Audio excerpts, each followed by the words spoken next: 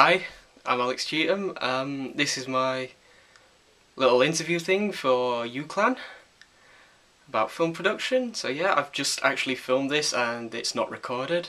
So great! um, why do I want to study film production? Well, I've always had ideas in my head, like scenarios I play out in my head.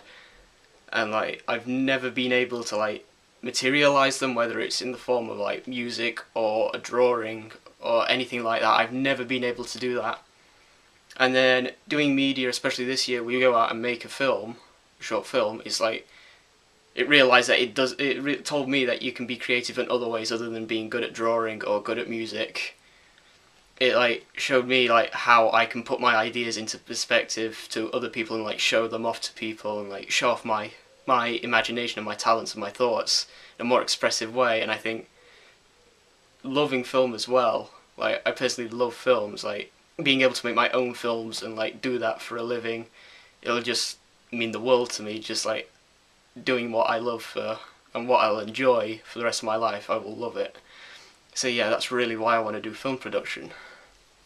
My strongest attribute and how it'll help me in filmmaking. Probably my imagination. Like, as I said before, with all these scenarios in my head, like, I can go from a tiny little idea, whether it be a character in a location or something, and it'll just blow out into this big, amazing world with, like, all these crazy characters and, like, crazy lore, just everything. It will just stem from one tiny little idea and just blow up, and I think that'll help me in filmmaking because I'll be able to bounce ideas off other people, like get their ideas back and just create like as many possible ideas as I can, and that'll give me the best possible way to approach a film or how I want to do something. It'll really like help me set it out the way I want it to and the way it'll work best for everyone, not just me. So yeah. Who is my biggest inspiration and why? It'll probably have to be an internet production company in the US called Rooster Teeth, who did a show called Red vs. Blue, where they took the original Halo multiplayer characters and just voiced over them and created like these 2-minute shorts of them just messing around creating up this like crazy story like 10 years ago. And like that really like showed me that you could do something for fun and have it like blow up and like they ended up becoming a massive company from it. And like it's just insane that seeing them go from like a couple of people in a bedroom just having a laugh into like a full-blown production company making so many different shows a year with so many employees. Like, they're doing what they love for a living, and like it really opened my eyes to that. If I was asked to make a 10-minute film with no budget, what film would I make? I'd probably have to say, even though it's probably a cliched and probably quite popular answer, like a 10-minute horror film, because you don't really need a budget to do a horror film. Like, you could get basically anyone in the world to act in a horror film. Like, you could just be an average Joe on the street and say, okay, do this, like, walk down here, we'll add in scary stuff, or we just want you to act scared, and they will act scared. Like, it can be shot anywhere. A horror film, like, we can go to a forest, to a garden, in a house, modern house or old house, haunted house, pirate ship. Pirates aren't really that horror-y, but ghost ship, shopping mall, anything, like. And it doesn't have to be like one thing. It doesn't have to be a ghost. It doesn't have to be a zombie. It doesn't have to be some crazy Norman Bates type character who's like got split personality. It doesn't have to be any of that. It can be whatever you wanted it to be in a horror story. You can make it as intense as you like on basically nothing. And just I find like a lot of the stuff from horror, like, a lot of the emotions and the scares come from the atmosphere that the film is built up around.